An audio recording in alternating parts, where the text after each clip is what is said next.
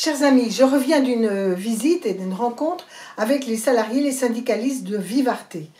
On a vu comment, hélas, ces salariés sont menacés par le démantèlement de ce groupe, un groupe français, et en même temps avec de grands licenciements annoncés, tout ça à cause de faux vautours qui veulent prendre le maximum de profit et valorisation du capital.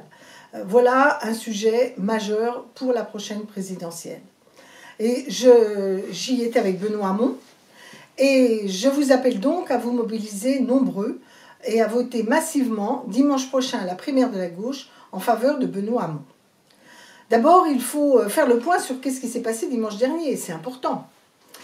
Quand vous prenez le score de Benoît Hamon, qui est arrivé en tête, nettement en tête, devant Manuel Valls, et que vous y ajoutez le score d'Arnaud Montebourg, qui a fait une bonne campagne sur des thèmes que moi je juge très importants, comme par exemple la relance, la question européenne, les salaires, eh bien, je pense que nous sommes dans une situation où il est clair que le peuple de gauche a sanctionné les dérives libérales du gouvernement et les dérives de la ligne stratégique du quinquennat de François Hollande.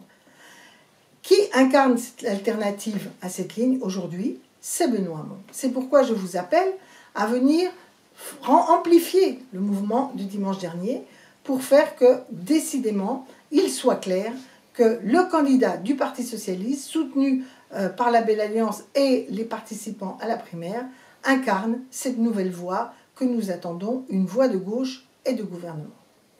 La deuxième raison qui plaide en faveur de Benoît Hamon, c'est que toute sa vie, il était engagé pour le rassemblement des forces de gauche, pour l'unité des forces de gauche et écologistes, le fameux arc rouge, rose, vert.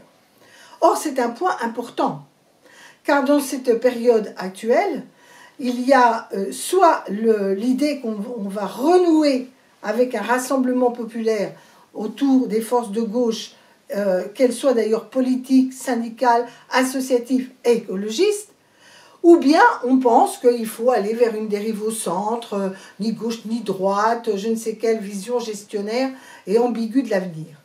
Il y a une leçon qui est simple dans l'histoire. Jamais la gauche n'a pu gagner autrement qu'en se rassemblant.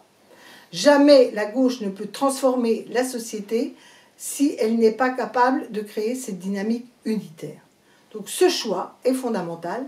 En votant pour Benoît Hamon, vous l'incarnez, vous lui donnez du sens pour l'avenir.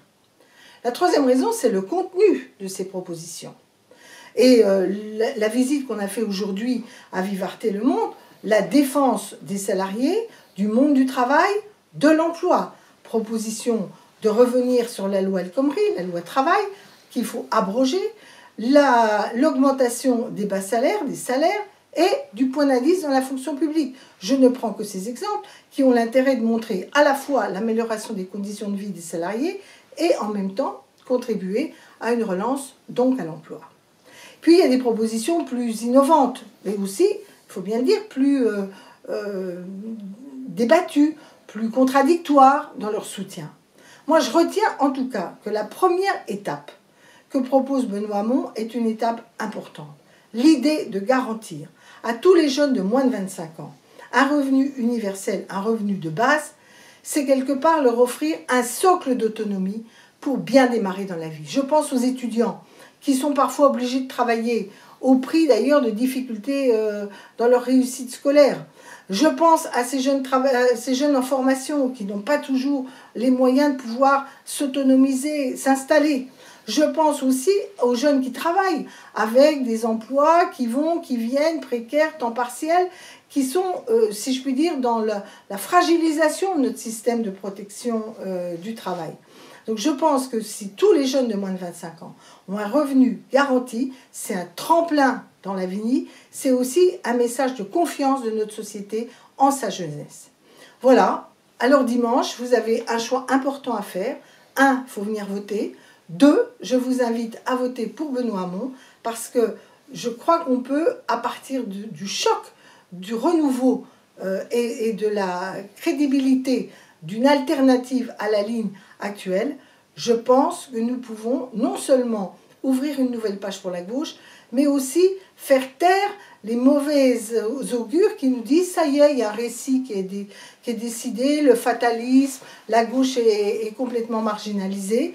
Non, je crois qu'avec Benoît Hamon, on pourra réouvrir des portes avec nos partenaires, avec le peuple de gauche, et qu'à partir de ce moment-là, eh ben, la victoire redevient possible, et en tout cas, l'avenir est à nouveau écrit avec l'espoir à gauche.